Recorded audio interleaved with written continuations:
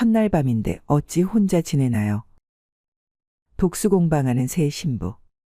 옛날 김진산의 집에 성질이 고약해 시집을 가지 못한 딸이 있었습니다. 그녀는 매사에 화가 나 있었으며 하인들에게 막말하고 부모한테 대드는 못된 딸이었죠. 몇 번을 말해야 알겠나? 내 꽃신을 가로로 가지런히 놓아두라고 했지 않나? 아이고 아씨, 제 눈에는 가지런히 잘 놓아둔 것 같은데 왜 그리 노여워하십니까? 뭐라 씨부리는 거가? 이게 네 눈에는 가지런해 보이나? 네 이빨 뽑아다가 가지런한 게 뭔지 내 보여줄까? 그리하면 제대로 알겠나? 죄송합니다. 쇳내 다음부턴 신경 써서 하겠습니다. 아랫사람을 쥐 잡듯 하고 윗사람에게도 아나무인으로 구는 딸 때문에 부모님의 걱정은 이만저만 아니었습니다. 그리고 어느새 마을에서 망난이라고 소문나 예쁜 얼굴에도 불구하고 그녀를 데려가겠다는 사내는 하나도 없었죠. 딸의 혼기가 지나도 데려가겠다는 남자가 나타나지 않자 부모는 자신의 딸을 데리고 가는 사내에게 지참금 300냥을 주겠다는 방을 시장에 붙였습니다.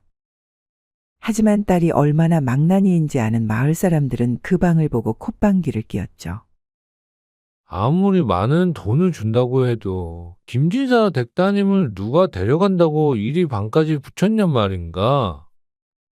그렇지. 강아지나 송아지가 망나니처럼 구는 것은 말이 안 통해서 그런다고 하지만 말이 통하는 사람이 저리 개나 소처럼 구는데 누가 데려가려 한단 말이냐.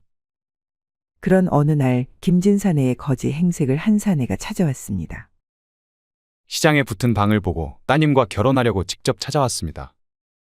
진사 어르신께서 제가 마음에 드신다면 오늘 밤 바로 식을 올리고 따님을 데려가려고 합니다. 허락해 주시겠습니까? 처음에 김진사는 행색이 무척이나 볼품 없어서 사내를 쫓아내려고 하였지만 얼굴에서 알 수 없는 기품이 흘러나왔기에 그를 안으로 들였죠. 그리고 얘기를 나누어 봤는데 겉모습과는 달리 심지가 곱고 선함이 느껴지는 사내였습니다. 그래서 그에게 딸을 시집 보내기로 하였습니다. 아니, 여보. 아무리 우리 딸이 개망난이라지만 어찌 저리 없어 보이는 사내와 백년가약을 맺게 할 수 있습니까? 부인, 내 이 자리까지 어떻게 올라왔는지 아시오? 사람 보는 눈 하나 가지고 여기까지 올라온 것이라네. 그러니 나를 믿고 딸을 저 사내에게 맡겨봅시다. 부인은 반대했지만 고래 심줄 같은 김진사의 고집을 꺾을 수 없었습니다. 그리하여 급히 조촐한 혼례식이 진행되었는데 딸은 자신의 신랑감이라는 사내를 보자마자 화를 내며 부모님께 말했습니다. 내 그 집 만들라고 이제까전 곱게 키우셨답니까? 어찌 저런 거렁뱅이 같은 사내에게 시집가라 한단 말입니까? 내 저놈에게 시집갈 바에는 확 혀를 깨묻고 죽어버리겠습니다. 하지만 혀 깨물고 죽는다는 얘기를 하도 들어서인지 부모님은 어떠한 말도 하지 않았죠. 항상 하던 협박이 통하지 않자 딸은 발을 동동거리며 화를 냈는데 그것을 본 사내가 품에서 장도를 꺼내며 말했습니다. 그대가 죽는다고 하면 내 도울 의향이 있어. 그리고 영혼 결혼식도 결혼식인지라 당신이 죽고 난 뒤에 영혼 결혼식을 한 뒤 돈을 받고 떠나면 돼요. 솔직히 그래야 하는 게 더 편할 듯 싶소만. 딸은 진짜 광기에 사로잡힌 사내의 말에 할 말을 잃어버렸습니다. 보통 일이 겁박하면 달래주기 마련인데 오히려 도와주겠다는 사내의 말이 무섭고 서운했죠. 신랑과 딸은 급히 혼례를 올렸습니다. 부잣집 결혼식에 걸맞지 않은 아주 조촐한 결혼식이었죠. 그리고 둘은 첫날 밤도 치르지 않고 바로 신랑의 집으로 출발했습니다. 신랑의 집은 그리 멀지 않은 곳에 있었는데 신부는 거지인 줄 알았던 신랑에게 집이 있다는 사실에 무척이나 놀랐죠. 거렁뱅이인 줄 알았는데 집이 있었습니까? 아이고야, 나름 잘 사는 거렁뱅인가 본데 시집 한번 잘 갔네요. 한데 집이라 해놓고 거지 같은 움막으로 데려가는 것은 아니겠지요? 신부의 비꼬는 말투의 신랑은 어떠한 대답도 하지 않았습니다. 그리고 이윽고 도착한 신랑의 집. 신부는 신랑이 사는 곳을 보고 놀라 자빠질 뻔했습니다. 겉으로 보기에도 자신이 살고 있던 집보다 더 크고 웅장한 기와집이었으니 그럴만도 했죠. 집에 도착하니 하인들과 집안 사람들이 신랑과 신부를 맞이해줬습니다. 거지인 줄 알았더만 완전 부잣집 도련님이었던 신랑의 정체를 알게 된 여인은 신이 나서 말했습니다. 서방님이 부잣집 도련님이었다니. 이세의 신부, 아주 감격스럽습니다. 자, 그럼 안방이 어디인가요? 그건 왜 물어보십니까? 왜 물어보긴요? 시부모님께 인사드려야 하지 않겠습니까? 두 분 다 돌아가셨습니다. 그렇습니까? 그럼 안방은 서방님과 제가 차지하면 되겠군요. 세상 태어나 처음으로 안방에서 살게 되다니 부잣집 마님이 되어 참말로 기분 좋네요. 아니, 당신이 살 곳은 안방이 아닙니다. 당신은 저기 구석에 있는 사랑방에서 지내야 할 것입니다. 여봐라, 뭣들 하느냐? 어서 새로운 마님을 사랑방으로 안내하거라. 아니, 서방님 잠깐만. 아무리 그래도 우리는 혼인한 사이지 않습니까?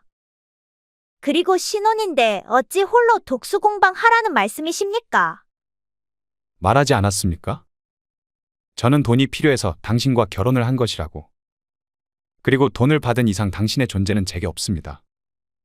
그러니 눈앞에서 사라져 주시면 고맙겠습니다.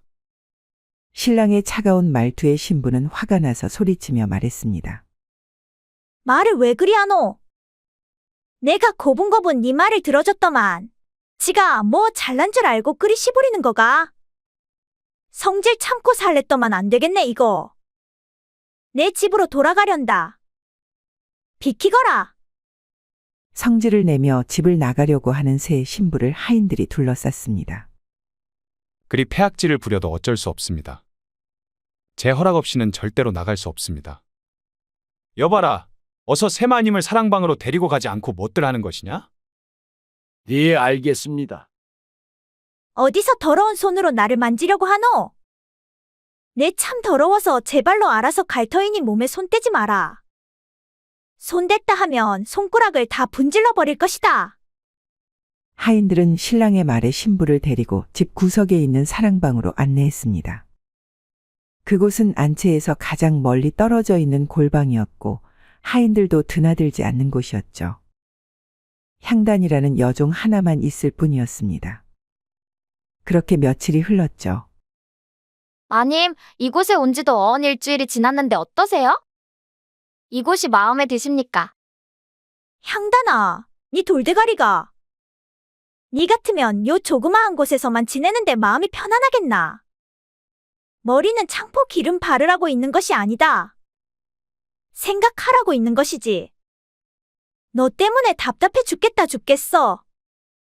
에이, 그래도 제가 있으니 좀 더 낫지 않습니까? 아무리 답답하더라도 말 동무 하나 있는 게 얼마나 감사한 일인데요. 밖에 나가지도 못하고 사랑방과 안뜰에서만 지내게 된 신부는 답답해 죽을 지경이었습니다. 하지만 다행히도 향단이라는 여종이 있어 그럭저럭 버틸 수 있었습니다. 그리고 신랑은 일주일에 한 번 나타나서 얼굴을 비추고는 아픈 곳은 없냐, 불편한 곳은 없냐 물어볼 뿐이었죠. 부인, 어디 아픈 곳은 없어? 아주 아파 뒤지겠는데. 이 답답한 곳에서 사니까 내가 화병이 나가 죽겠다. 서방, 니는 왜 내한테 이러는 긴데? 괜찮은가 보구려. 다음에 다시 오겠소. 짜증나니까 살아있을 때 말고 뒤지면 영원으로 오소. 그리 3개월이 지나고 어느 날 신랑은 신부에게 처갓집에 갈 테니 준비하라고 말했습니다. 신부는 3달을 사랑방에서 갇혀 지냈기에 신이 나서 옷도 대충 차려입고 신랑을 따라 길을 나섰죠. 그런데 친정으로 가는 길에 밭을 갈고 있는 소를 보며 신랑이 부인, 저 사슴 밭을 참 잘 갈지 않소? 라고 말했습니다. 눈깔이 검은 자가 햇빛에 바랜 겁니까? 아님 꼬리 바람난 모처럼 숭숭 뚫린 겁니까? 서방님, 저것은 소입니다, 소. 어찌 그리 모르는 것을 당당하게 말씀하십니까? 그리 말하자 신랑은 신부의 손을 잡고 다시 집으로 돌아가자고 말했습니다. 왜 그러십니까? 어서 친정집으로 가야지요. 왜 다시 돌아가신단 말씀이십니까? 변한 게 없는 더러운 성격에 당신을 어찌 처갓집으로 데리고 갈 수 있단 말이오? 이대로는 내 장인어른과 장모님을 볼 면목이 없어. 그러니 돌아갑시다. 아니, 이놈아. 네 부모가 내 부모지. 내가 보고 싶다는데 왜 네가 볼 면목이 없다고 말하는 거가? 얼굴이 못생겨서 그러노? 신랑은 아랑곳하지 않고 그녀를 데리고 집으로 돌아간 다음 사랑방에 가둬버렸습니다. 아니, 마님, 친정집에 간다 하지 않았습니까? 부인은 가는 도중에 일어난 일을 향단이에게 다 말했습니다. 그러자 향단이가 말했습니다. 마님 역시 고집이 센 걸로 알고 있는데, 우리 주인 어르신은 고집이 마님보다 더 마치 새 힘줄처럼 셉니다. 독하기도 얼마나 독한지 임제내란 때 다친 몸을 이끌고 한 달 동안 산을 기다시피 해서 집까지 돌아왔다 합니다. 그러니 반항은 그만하시고 어르신의 뜻을 따르시는 게 어떠한지요? 예전 같으면 여종이 자신에게 충고하는 일은 상상도 할 수 없는 일이었습니다. 하지만 둘밖에 없는 곳이었고 그동안 지내면서 정도 많이 들었기에 신부는 향단이의 말을 듣고 곰곰이 생각해 보았죠. 그리 3개월이 지나고 또 다시 신랑이 찾아왔습니다. 그동안 편안하셨습니까, 서방님? 고운 말로 인사하는 신부를 본 신랑은 너무 놀라 눈을 동그랗게 뜨고는 말했죠. 부인, 보통 아픈 게 아닌 것 같은데 내 어서 가서 의원을 불러오겠소. 아니, 나보다 빠른 돌쇠를 시켜서 불러올 테니 어서 가서 누워 있으시구려. 서방님, 저는 괜찮습니다. 아픈 곳이 하나도 없습니다. 그저 요 근래 예법을 익혀가지고 말투나 행동 거지가 바뀐 것뿐입니다. 왜 싫습니까? 아니요. 일이 빠른 시간에 바뀔 줄을 몰라서. 향단이가 많이 도와줬습니다. 그리고 소학과 가래를 매일같이 읽고 쓰며 익히도록 노력했지요. 그동안 노력을 많이 했구려. 아주 잘했소. 그나저나 내가 또 일이 들린 것은 처갓집에 인사를 드리려고 함이니 어서 준비하고 나오시게. 둘은 또 다시 처갓집으로 향했습니다. 정확히 3달 만의 외출이었죠. 신랑은 이번에는 길을 가다가 길 한가운데서 꼬리를 흔드는 강아지를 보았습니다. 부인, 저 소 좀 보시오. 어찌 저리 앙증맞고 귀여운지 모르겠소. 그러자 여인은 참지 못하고 또 다시 예전 말버릇이 튀어나왔습니다. 아니, 서방님. 검은 자에 바둑알을 박은 것입니까? 어찌 그리 보고도 모르시는지요? 저 동물은 개입니다, 개. 서방님도 가끔씩 술 마시면 되는 게 말입니다. 멍멍이 말입니다. 사실 부인은 소학과 가래는 읽지도 않았습니다. 그저 신랑의 비위를 맞춰 이 지긋지긋한 곳을 빠져나가려고 한 것이죠. 그리고 처갓집에 도착하자마자 이 모든 사실을 부모님께 일러 바치려고 한 것이었습니다. 이번에도 어김없이 신랑은 신부를 데리고 자신의 집으로 되돌아갔습니다. 하지만 신부는 순순히 끌려가지 않고 신랑의 손을 벗어나 도망치려 하였죠. 하지만 옆에서 지켜보고 있던 하인이 합세하니 어쩔 도리가 없었고 또 다시 꼼짝없이 사랑방으로 끌려가 버리고 말았습니다. 그렇게 1년이란 시간이 더 흘렀습니다. 신부는 향단이와 함께 단 둘이 사랑방에서 지내니 미쳐버릴 지경이었습니다. 물론 그동안 도망칠 궁리도 하고 실제로 담을 넘어 도망치기도 하였지만 얼마 안 가 잡혀버리고 말았죠. 사랑방은 마치 창살 없는 감옥 같았습니다. 먹을 것 걱정 없는 감옥. 그제서야 부인은 자신이 보잘것없는 존재라는 것을 알게 되었습니다. 부모님 댁에서 자신이 마음대로 행동할 수 있었던 것은 부모님의 후광 때문이지 자신이 진정 잘나서 사람들이 고개 숙인 것이 아니란 것을 알았죠. 그리고 신랑은 자신의 말을 듣지 않는 이에게 모질게 대하는 사람이란 것을 알았습니다. 자신보다 더욱더 성격이 모난 작자라는 사실 말이죠. 그리 1년쯤 되는 해 신랑이 다시 찾아와서 말했습니다. 부인, 처갓집에 갑시다. 간결한 한마디의 말. 신부는 자존심이 상했지만 이곳에서 자존심은 아무런 득이 되지 못한다고 판단했기에 그냥 신랑의 말에 따라 길을 떠날 채비를 했죠. 그리하여 세 번째 처갓집으로 가는 길. 이번에는 신랑이 가는 길에 핀 들꽃을 보며 말했습니다. 아니, 어찌 이리 이쁜 나무가 피어 있단 말이오? 신부는 이번에도 입이 근질근질거렸습니다. 하지만 예전같이 말했다가는 다시 집으로 끌려갈 테고 이번에는 1년이 넘어 2, 3년이 지나는 기간 동안 밖에 나오지 못할지도 모른다는 생각에 최대한 감정을 추스리고는 말했습니다. 서방님, 이것은 나무가 아니라 들꽃입니다. 말하고 나서 눈치를 살피던 신부. 이윽고 신랑의 입이 열렸습니다. 아, 그러? 내가 착각했나 보구려. 가르쳐줘서 고맙소이다. 그리고 처갓집으로 가면서 신랑은 신부에게 말했죠. 사실 나는 소나 강아지, 꽃을 모르지는 않소. 단지 모른 척한 이유는 부인을 시험하기 위해서였소. 내 딴에는 부인의 말버릇을 고치려고 행한 일인데 너무 모질게 대하지 않았나 싶소. 그리고 사랑방에서 홀로 지내게 한 것도 그 일의 연장선이었소. 그러니 나를 너무 미워하지 마시오. 대신 한 가지 약속하겠소. 살면서 이번처럼 거칠게 말하지 않고 조곤조곤 말해준다면 나 역시 당신을 살갑게 대하겠소.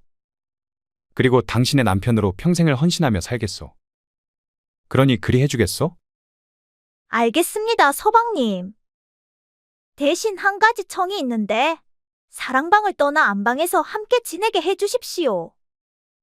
그리 해주시면 저 역시 명망 있는 집안의 마님으로서 예법을 갖춰 주위에 폐가 되는 일이 없도록 하겠사옵니다.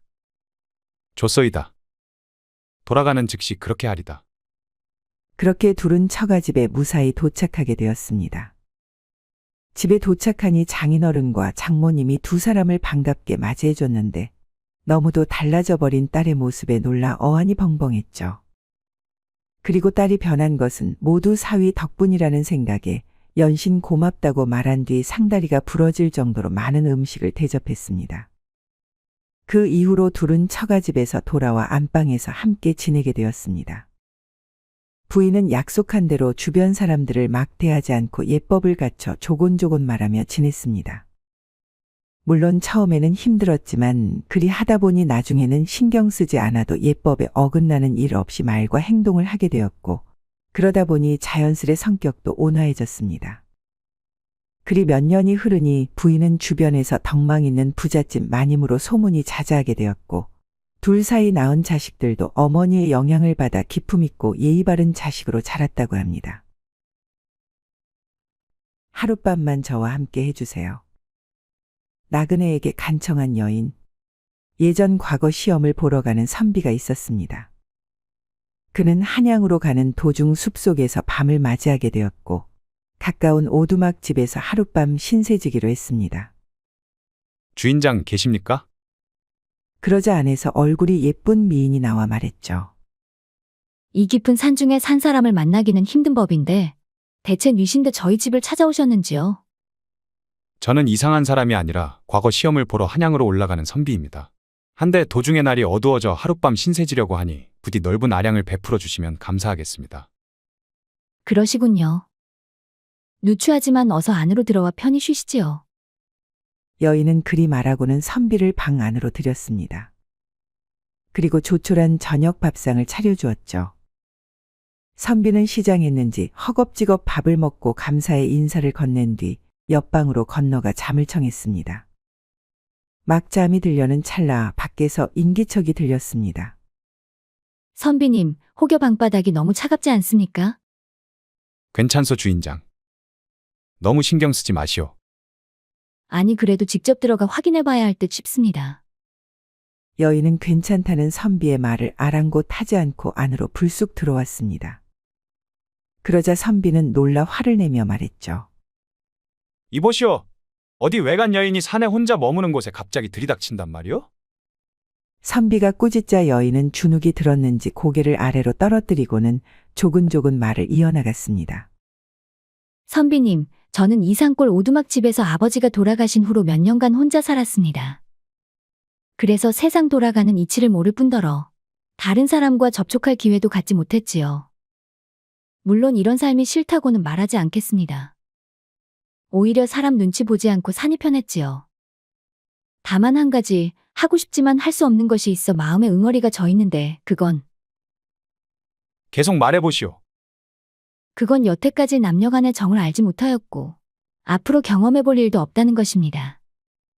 그리고 그런 저희 팔자를 알기 위해 사내를 생각지 않고 살았는데 오늘 선비님을 보니 알 수 없는 감정이 가슴속에서 요동치고 연모에 싹이 튀어나오는 것이 아니겠습니까? 그러니 소저 이리 선비님께 부탁드리겠습니다.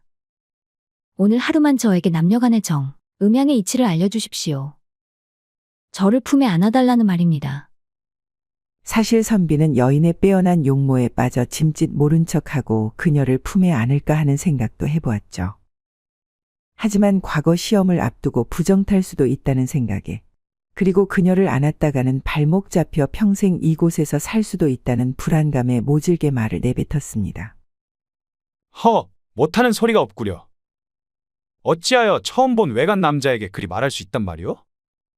못 배운 것이오 아니면 모르는 척하는 것이오? 남자와 여자는 백년가약을 맺은 단 한 사람과 평생을 함께 해야 하거늘 어찌 혼인도 하지 않았는데 정절을 그리 쉽게 내어주려 한단 말이오? 기생들도 그리 하지는 않소. 내 못 들은 것으로 하겠소.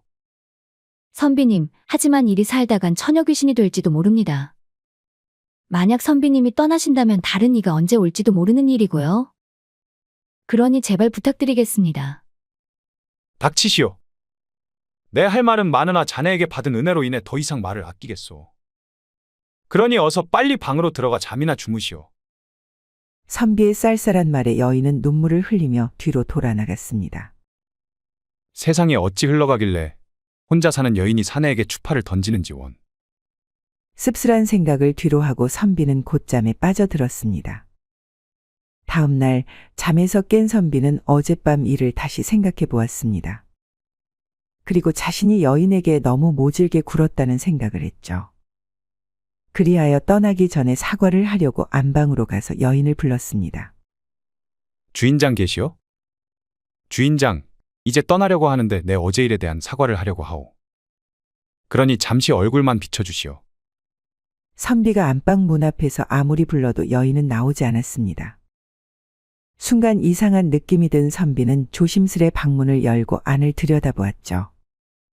안에는 스스로 손목을 그어 생을 마감한 여인이 보였습니다. 선비는 당황하여 어쩔 줄 모르고 가만히 서 있었죠.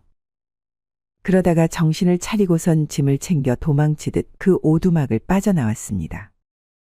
그리고 과거 시험은 제쳐두고 곧바로 고향으로 돌아갔습니다. 그 날부터 선비의 꿈에 하얀 소복을 입은 여인이 나타나기 시작했습니다. 그 오두막 집의 여인이었죠. 그녀는 나타날 때마다 선비를 원망하는 눈빛을 하고서는 알 수 없는 저주의 말을 내뱉으며 하염없이 눈물을 흘렸습니다. 여인이 매일같이 나타나니 잠도 자지 못하고 잠이 부족하니 하려고 하는 공부도 안 되고, 선비는 더 이상 이리 지냈다가는 큰일이 나겠다는 생각에 옆 마을에 살고 있는 스승님을 찾아갔습니다. 스승님, 하나뿐인 제자 일이 살다가는 제명에 못 살 것 같습니다. 대체 뭔 일이길래 품행을 단정치 아니하고 산 것처럼 그리 오두방정을 떠느냐?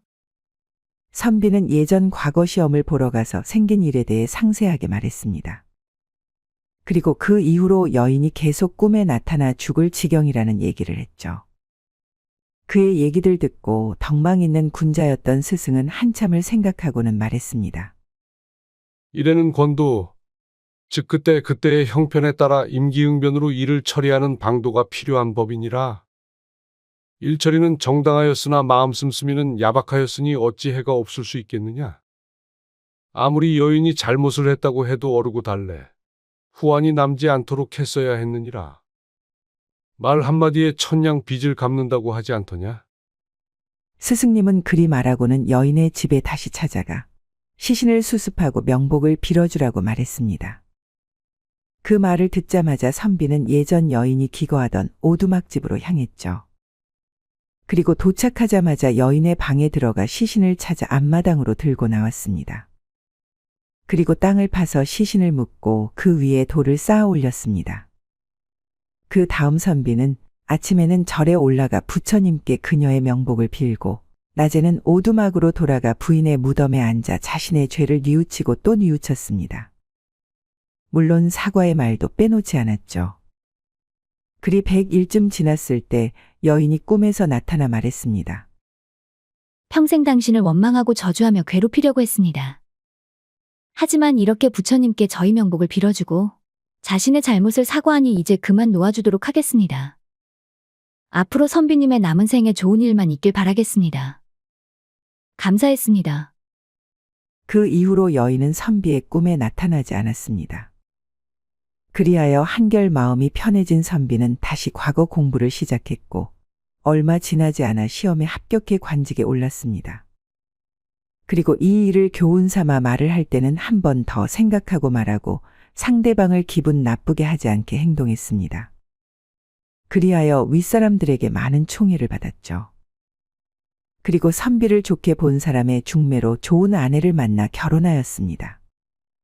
그렇게 결혼도 하고 아이도 낳고 선비는 죽은 여인이 바란 대로 좋은 일만 가득한 삶을 살다가 갔다고 합니다. 흑룡을 죽여주게나. 무인도에 갇힌 선비. 예전 명망이 있었지만 몰락한 무인가가 있었습니다. 몇십 년 전까지만 해도 나란 일을 하는 무인을 배출하기로 유명했는데 지금은 쇠퇴에 그저 명맥만 겨우 유지하고 있을 뿐이었죠. 대를 이을 아들을 낳지 못한 탓도 있었지만 몇 안 되는 아들들도 하나같이 몸이 좋지 않아 무인이 되지 못했기 때문이었습니다.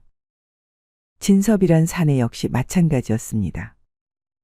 3대 독자였던 진섭 역시 몸이 허약하여 무술을 제대로 배우지 못했습니다.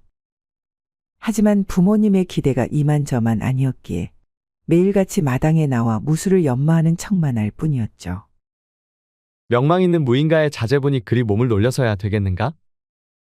보는 내가 다 부끄럽구려. 이 사람아 그런 소리 하지 말게. 혹여라도 부모님이 들으신다면 얼마나 속상해 하시겠나. 그러면 부모님의 속을 썩이지 말고 어서 빨리 무술을 갈고 닭과 관직 하나 꿰차야 하지 않겠나? 스치는 바람에도 다리가 후들거릴 정도의 약골인데 무술을 연마한다고 관직을 얻을 수 있겠나? 되려 배우려다 골병이나 들지 않으면 다행이지. 친한 중마고우였던 대인은 가끔 진섭을 찾아와 이렇게 놀리고는 했죠. 시시한 농은 됐고 이 시간에 나를 찾아왔다는 것은 부탁할 것이 있다는 소리인데. 역시 눈치 한번 빠르구만. 사실은 내가 이번에 명나라의 사신을 호위하는 임무를 맡았는데 그 임무에 나와 함께 가달라는 청을 하기 위해서라네. 이 사람아, 내가 간다고 뭐 달라지겠나? 힘도 쓰지 못하는 약골인데. 그렇지만 자네는 활을 잘 다루지 않나? 그것도 자네 집안 대대로 내려오는 가보를 말이야. 진섭네 집에는 집안 대대로 내려오는 활이 하나 있었습니다. 화려하기 그지 없는 모양으로 활을 모르는 이가 봐도 한눈에 범상치 않은 물건이라는 것을 알아챌 정도였죠. 하지만 신기하게도 그 활은 가문의 사람만이 다룰 수 있었습니다. 아무리 힘센 장사가 와도 활 시위를 당기지 못했죠. 그러기에 진섭 같은 약골도 손쉽게 다룰 수 있었던 것이었습니다. 내 힘으로 당길 수 있는 활은 그것뿐이긴 하다만 큰 도움이 되련지 모르겠네. 그리고 나도 할 일이 산더미 같아 선뜻 나서기 어려울 듯하네만. 자기 비하하면서 거절하는 것은 이쯤에서 그만하고 특별히 이번 일에 동행한다면 내 자네에게 돈을 주겠네. 100냥, 아니 더 얹어서 200냥을 주지. 어떠한가? 바로 준비하고 출발하겠네. 그리하여 진섭과 대인은 사신을 데리러 명나라로 향했습니다. 대인은 큰 배를 가지고 있었는데 그는 아래에 선원 67명을 둘 정도로 제법 능력 있는 선장이었죠. 그들은 한 달이나 걸려 명나라에 도착했습니다. 그러고는 사신을 태워 조선으로 향했죠. 이리 편히 돈 벌어도 되는 건가? 위험하기는커녕 마음이 편안하네. 쉿, 이 사람아. 그리 말하면 꼭 없던 일도 생기는 게 이 바닷일이라네. 그러니 괜히 긁어 부스럼 만들지 말고 입 다물고 있게나. 말이 시가 된 것이었을까요? 사신을 태운 배가 조그마한 섬을 지나치려는 찰나 순간 멈춰서 옴짝달싹도 못하는 이상한 일이 벌어졌습니다. 해류를 잘못한 것도 아니었고 바람이 불지 않는 것도 아니었는데 말입니다. 귀신이 곡할 노릇이네 이거. 난데없이 바다 한가운데서 오도 가도 못하다니 이게 어찌 된 건가? 이거 보게 진섭이 자네가 그리 말하니 없던 일도 생기는 것이 아닌가? 대의의 말에 진섭은 억울하다는 표정을 하며 말했습니다. 내 말대로 모든 게 이루어진다면 이리 말을 아끼며 살겠나? 그러니 말도 안 되는 억측은 집어치우게나. 선원들은 어떻게든 배를 움직이려고 갖은 노력을 기울였습니다. 하지만 배는 얼어붙은 듯 꼼짝하지 않았죠. 그 와중에 누군가가 나와서 선장에게 말했습니다. 왜인지 모르겠지만 용왕님이 활을 가진 사내를 섬에 남겨두라고 하십니다. 그리 하지 않는다면 이곳에서 한 발자국도 움직일 수 없다고 하시네요. 자네, 그게 참말인가? 그리고 자네는 그 사실을 어찌 아는가? 어머니가 무당이시고 저 역시 그 피를 이어받아 웬만한 것은 보고 들을 수 있습니다. 대인은 미간을 찌푸리고 한참을 생각하더니 진섭 쪽으로 고개를 돌렸습니다. 진섭은 황당했지만 미신을 숭배하다시피 하는 바닷사람들의 특성을 아는 까닭에 친구가 곤란한 상황에 처하지 않게 먼저 나서서 섬에 남겠다고 말했습니다. 용왕님이 그리 내 얼굴을 보고 싶어 하시니 무난 인사라도 드리는 것이 예의 아니겠나. 내 섬에 남을 테니 걱정 말고 임무나 잘 끝마치게나. 그리고 좋다고 술 퍼마시지 말고 곧바로 나를 데리러 와주게. 진섭, 미안하네.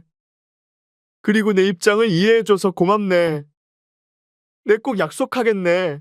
일을 마치는 즉시 쉬지 않고 이곳으로 다시 돌아올 테니 그때까지만 버텨주게. 그리고 절대 위험한 짓은 하지 말게나. 중마고오를 섬에 혼자 남겨두고 가는 게 미안했던지 대인은 눈물을 흘렸습니다. 그리고 꼭 돌아오겠다는 말과 함께 식량과 물을 건네주었죠. 진섭이 식량과 물을 가지고 섬에 내리고 나니 신기하게도 배는 다시 움직이기 시작했습니다. 멀리 떠나는 배를 바라보며 진섭은 씁쓸하게 입맛을 다셨죠. 용왕님이 무슨 용건이 있으시길래 이리 나를 괴롭힌단 말이냐? 진섭은 거처를 마련하려고 섬의 이곳저곳을 돌아다녔습니다. 섬에는 바위굴이 하나 있었는데 독사들이 득실거렸기에 거주하기에 위험해 보였죠. 또 물가에는 커다란 고래가 일으킨 파도 때문에 조금이라도 방심했다간 바로 바다로 쓸려갈 것 같았습니다. 그래서 진섭은 어쩔 수 없이 섬 내부 깊숙한 곳에 자리를 잡았죠. 주변 나뭇가지를 모아놓고 부싯깃으로 어찌어찌 불을 피운 그는 노곤해진 탓에 나뭇잎을 대충 깔고 누워 잠을 청하려고 했습니다. 그때 갑자기 화려한 옷을 입은 백발 노인이 나타났습니다. 왜 매일같이 노인의 모습으로 현연하게 하는지 이놈의 자라는 참 고리타분하단 말이야. 뭐 그 덕에 믿음직하지만 이복에 인사가 늦었구만. 나는 바다를 다스리는 용왕이라네. 그러니 버릇없게 누워있지 말고 어서 일어나 나에게 경의를 표하게나. 깜짝 놀란 진섭은 자리에서 일어나 용왕을 향해 절을 했습니다. 참 예의 바른 친구구만. 좋네 좋아. 웃음 짓는 용왕의 모습을 보며 진섭은 말을 꺼냈습니다. 배에 탄 이에 따르면 용왕님께서 제게 말씀하실 것이 있다고 하던데 그것이 무엇이길래 배를 멈추고 저만 이곳에 내리도록 한 것입니까?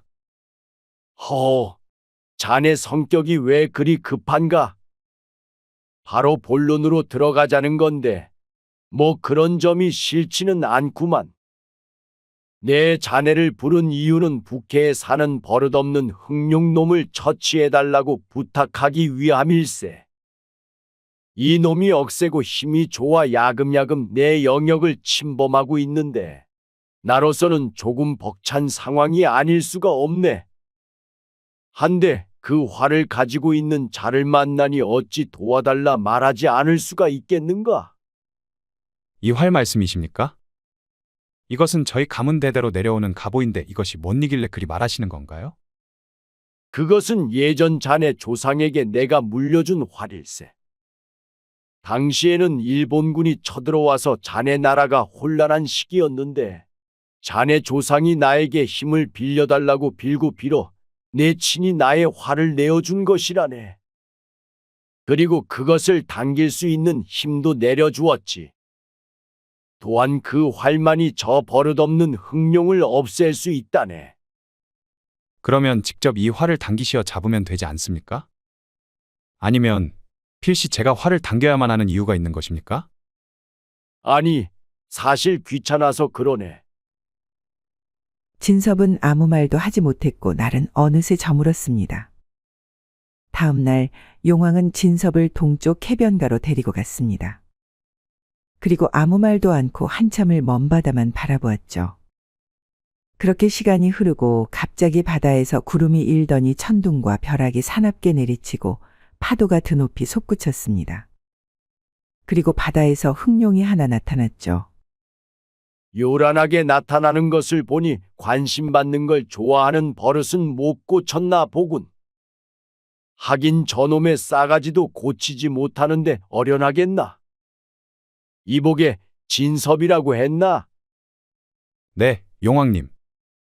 자네가 가지고 있는 화살은 바닷속 특별한 곳에 있는 조개를 가지고 만든 것으로 이제는 더 이상 제작할 수 없다네. 그러니 2대 남은 화살을 정확히 조준해서 꼭 명중시켜야만 하네.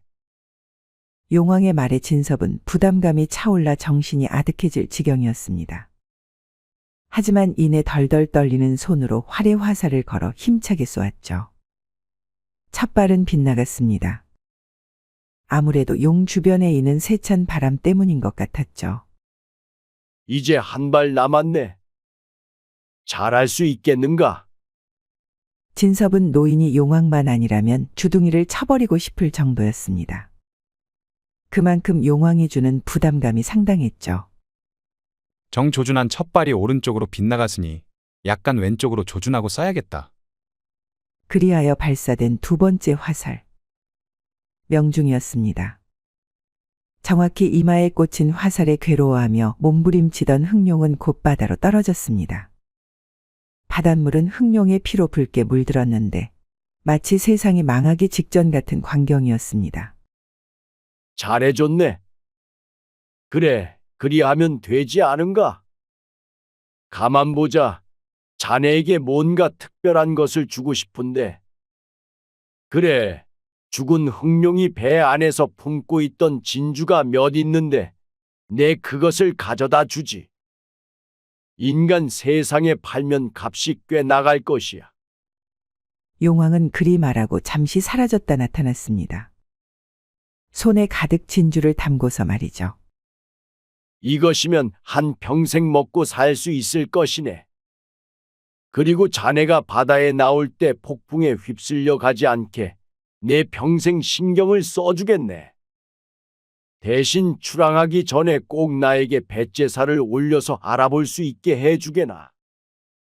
그리하면 자네가 배를 타고 있는 동안 안전하게 지켜주겠네. 용왕은 그리 말하고는 사라졌습니다. 며칠 뒤 약속한 대로 친구는 잊지 않고 진섭을 데리러 왔습니다. 그러고는 진섭이 갖고 있는 진주를 보며 놀라고 용왕을 만나 바다의 행운을 얻었다는 말에 또 한 번 놀랐죠. 이복에나 자네.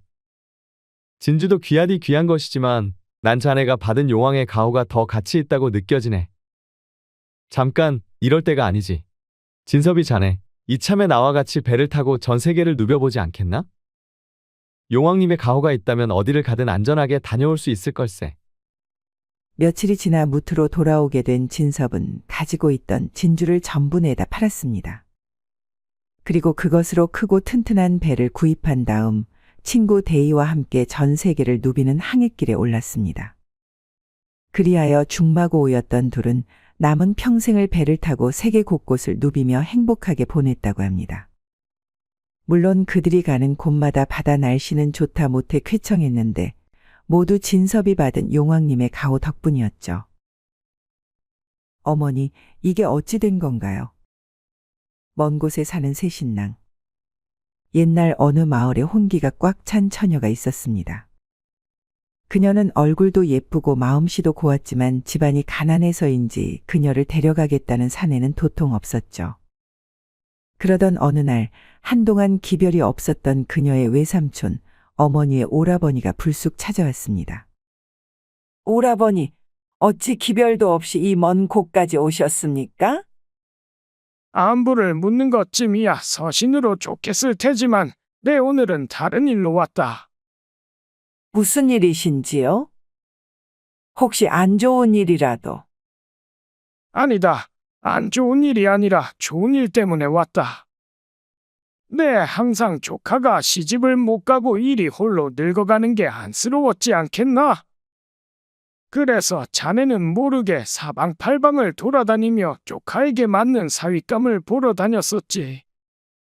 그러다가 한마을에서 수더분한 총각을 하나 발견했는데 보니까 사람이 괜찮은 것 같아서 조카와 짝지어주려고 일이 달려온 기다. 참말로 잘하셨습니다, 오라버니. 안 그래도 나이가 너무 많아 제취 자리나 알아보려 하였는데 이리도 좋은 혼처 자리를 가져오시다니 정말 감사합니다. 고마워하기에는 아직 이르니 얘기는 끝까지 들어보라. 사실 그 총각에게 한 가지 흠이 있는데 그게 뭔데요?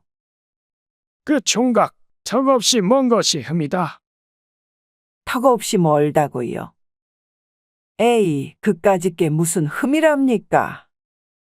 한 번 시집 가면 그 집안의 귀신이 되는 건데 친정집에 올 일도 명절 빼고는 없을 겁니다. 그 정도쯤이야 제가 알아서 잘 설명해 놓을 테니 오라버니는 다시 가셔서 날짜나 잡아오세요. 알겠다. 그나저나 옛말에 중매를 잘 서면 술이 석잔이요 잘못 서면 뺨이 석대라고 하였는데 그곳까지 다시 가는데 여비가 얼마나 들런지. 동생은 그 말을 듣고는 장롱을 열어 딸이 시집 갈 때 쓰려고 했던 쌈짓돈의 일부를 오라버니의 손에 쥐어주고는 말했습니다. 감사합니다, 오라버니. 후에 두 사람이 잘 살게 되면 이것보다 넉넉히 내어드리겠습니다. 오라버니가 떠나고 어머니는 딸을 불러 말했습니다. 얘야, 드디어 너에게 혼처 자리가 들어왔다. 어머니, 참말인가요? 한데 혹시 제 취자리는 아니겠지요? 다행히도 제 쥐자리는 아니란다. 멀쩡한 총각인데 내 외삼촌이 직접 가서 만나본 거라 아마도 확실할 거다. 알겠습니다, 어머니. 그러면 그때까지 몸조심히 하고 기다리고 있겠습니다. 시간이 흘러 사주를 받고 혼인 날짜까지 받은 신부집은 결혼 준비로 바빴습니다. 아무리 못 사는 집이라도 하나뿐인 딸의 결혼식이었기에 부랴부랴 빚을 내어 떡을 하고 돼지도 잡는 등의 야단법석을 떨었죠. 그리고 신랑을 맞을 준비를 했습니다. 이 집 딸내미가 혼기를 놓쳐 시집을 못 갈 줄 알았는데 드디어 가는구만. 그런데 애딸린 호라비도 아니고 멀쩡한 총각이라는군. 그러게 말이야. 알고 보니 외삼촌이 중매를 놔준 것이라고 하던데. 근데 신랑이 턱없이 멀다고 하던데 대체 어디에 살길래 그리 말한 거지? 혹시 제주도에 사는 것인가? 사람들은 혼기가 꽉 찬 여인을 데려가는 신랑이 누구인지 궁금해서 오매불망 신랑이 오기만을 기다렸습니다. 이윽고 신랑을 태운 가마가 안으로 들어왔습니다. 그리고 문이 열리더니 신랑이 내렸는데 그 모습을 본 마을 사람들과 신부 측은 모두 놀라 뒤로 자빠질 뻔했습니다. 왜냐하면 신랑이 앞 못 보는 봉사에다가 턱이 없는 말 그대로 몸이 불편한 사람이었기 때문이었죠. 딸은 금방이라도 울 것 같은 표정으로 어머니를 보며 말했습니다. 아니, 어머니 이게 어찌 된 일인가요? 분명 사지 멀쩡한 사람이라 하지 않았습니까? 딸의 말에 어머니는 크게 격분하여 오라버니에게로 향했습니다. 그러고는 화를 내며 말했죠. 오라버니, 이게 대체 어찌 된 일인가요? 멀쩡한 총각이라 하지 않았습니까? 근데 어찌 저리 거동이 불편한 사람을 데려오셨습니까? 그리고 저런 사람을 어찌 제 조카와 맺어주려 하신 겁니까? 아니, 왜 그리 화를 내는 건가? 내 미리 말했는데 자네는 괜찮다고 하지 않았나? 내 분명 말하지 않았나? 턱없이 먼 사람이라고.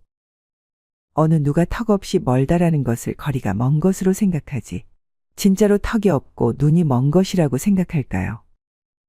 그리고 누가 자신의 조카를 그리 거동이 불편한 사내와 맺어주려고 하겠습니까? 여인은 망치로 한 대 맞은 듯한 느낌이 들었습니다. 어째서 외삼촌이라는 사람이 자신의 조카를 저런 사내와 맺어주려고 했는지 도통 알 수 없었습니다. 그러다가 생각했죠. 중매를 잘 해주어 없는 쌈짓돈을 꺼내 손에 쥐어줬던 그날의 기억을 말입니다.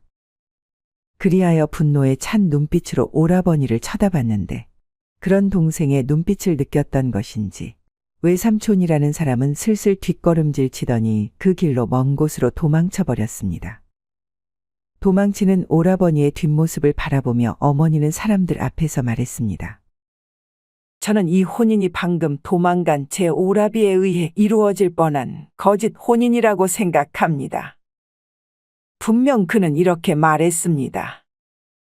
한 가지 흠이 있는데 턱없이 먼 것이 흠이다. 라고요. 여러분도 아시겠지만 이것을 들으면 그저 거리가 먼 것이겠구나 라고 생각하시지. 진짜 턱이 없고 눈 먼 것이라고 누가 생각하시겠습니까? 아무리 혼기가 꽉 차서 눈에 가시인 딸이지만 이대로 저 총각에게 시집을 보내지는 못하겠습니다. 그저 지금처럼 제 품에 품고서는 저 혼자 아프고 저 혼자 불편해하겠습니다. 그리고 이렇게 저희 딸의 결혼을 축복해주기 위해 오신 분들에게 추한 모습을 보였지만 어미인 제 마음이 그러하니 너그럽게 용서해 주시고 마련한 음식과 술을 눈치 보지 말고 마음껏 즐겨주셨으면 합니다. 다시 한번 말씀드리지만 정말 죄송하고 송구스럽습니다. 그녀는 그리 말하고는 딸을 데리고 방 안으로 들어갔습니다. 그리고 나와서 신랑에게 말했습니다. 자네에게 내가 몹쓸 짓을 한 것 같네. 하지만 자네도 나중에 자식을 낳으면 나를 이해할 것이라고 믿네. 하여튼 미안하고 또 미안하네. 이후로 여인은 자신의 오라비와 연을 끊고 딸과 함께 단둘이 살았습니다. 물론 이후로도 딸은 결혼하지 못했지만 평생 수발을 들고 사느니 혼자가 낫다는 어머니의 말을 되뇌이며 남은 생을 홀로 편안하게 살다 갔다고 합니다. 그럼 안으로 들어가겠습니다. 남편을 잃은 과부와 옆집 청년. 옛날 문경세제 아래에 사는 부부가 있었습니다. 그들의 집은 가난하였는데 남편은 어려운 형편을 벗어나고자 매일같이 산에 올라 나무를 해 시장에 내다 팔았습니다. 그렇게 부지런하게 몇 년을 하자 제법 살림도 갖출 수 있게 되었고 끼니를 걸을 일도 없게 되었습니다. 그럭저럭 먹고 살만했고 부부의 금술도 좋았죠. 부부네 옆집에는 한 청년이 살았는데 눈빛이 사납고 매서웠습니다. 마치 살인자의 눈 같았죠. 때문에 부인은 남편에게 옆집 청년과 어울리지 말라 일러두었지만 남편은 그녀의 말을 대수롭지 않게 여기고는 청년과 함께 술도 마시고 낚시도 하면서 우애를 쌓아나갔습니다. 그러던 어느 날 옆집 청년이 찾아와 말했습니다. 형님, 제가 하던 일을 그만두고 나무나 해볼까 하는데 도통 어찌하는지 모르겠습니다. 그러니 제게 나무하는 법을 가르쳐 주시지 않겠습니까? 알겠네. 알겠어. 대신 내 가르침은 값이 꽤 나간다네. 맨 입으로는 안 되는 것 알지? 그럼요, 당연하죠. 그럴 줄 알고 제가 주모에게 좋은 막걸리 하나 내놓으라 하였으니 이따 일 끝나고 주막에서 한잔하고 가시지요. 제가 사겠습니다. 역시 동생은 뭘 좀 안다니까 말야. 남편과 옆집 청년은 그리 희낙낙거리며 도끼를 하나씩 들고 산으로 올라갔습니다. 그날따라 옆집 청년이 자신을 보는 눈빛이 이상하고 꿈자리까지 뒤숭숭했던 부인은 불안한 마음에 남편이 오기만을 기다렸죠. 하지만 밤이 늦도록 남편은 돌아오지 않았고 안절부절하지 못하고 남편을 기다리던 부인은 순간 잠이 들고 말았습니다. 얼마나 시간이 흘렀을까? 갑자기 밖에서 옆집 청년의 목소리가 들렸습니다. 형수님, 큰일 났습니다. 어서 이리 나와보세요. 갑작스런 옆집 청년의 외침에 놀라 잠에서 깬 부인은 밖으로 나갔습니다. 밖에는 얼굴에 피칠갑을 한 청년이 보였는데 그 어디에도 남편의 모습은 온데간데 보이지 않았죠. 아니, 이게 대체 무슨 일인가요? 그리고 제 서방님은 어디다 냅두고 혼자 온 것인가요? 그게 사실은 청년은 산에 올라가서 나무를 하다가 호랑이를 만났다고 했습니다. 그리고 남편은 자신이 미끼가 될 테니 도망치라고 말하고선 호랑이를 유인했지만 결국 잡아먹혔다고 했죠. 그 덕분에 청년은 무사히 빠져나올 수 있었다고 말했습니다. 죄송합니다. 정말 죄송합니다. 형님을 꼭 지켜드려야 했는데 저 혼자만 살아서 죄송합니다. 부인은 그 말을 듣고는 땅에 털썩 주저앉고 말았습니다.